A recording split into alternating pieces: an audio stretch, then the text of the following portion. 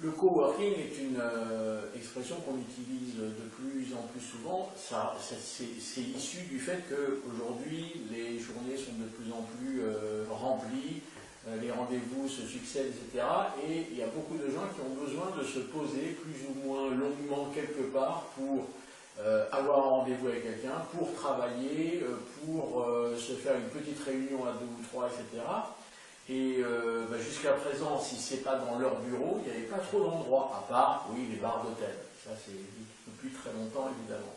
Et là, depuis un petit moment, on a des espaces de coworking qui se créent, qui ne font que cela.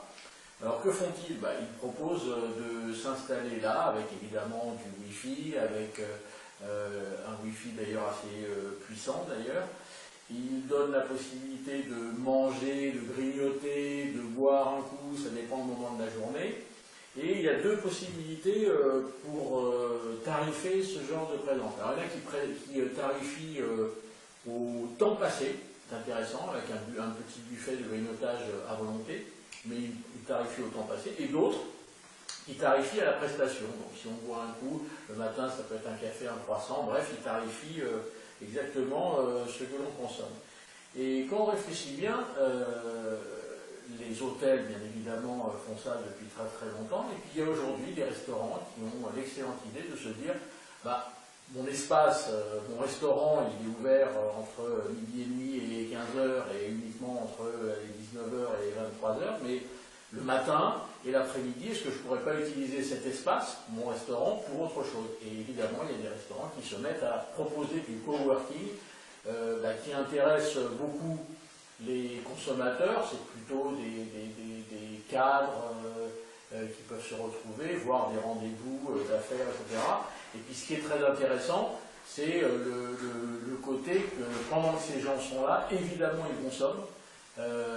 Ils peuvent grignoter quelque chose et très certainement boire. Donc le coworking est vraiment un levier de développement de chiffre d'affaires très important.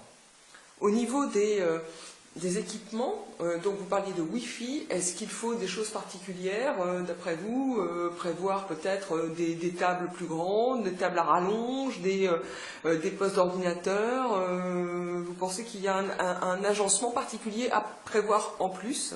Oui, il faut un agencement particulier parce que quand on travaille, on a besoin déjà de poser son ordinateur, voir des dossiers, etc. Donc les tables sont un peu plus grandes.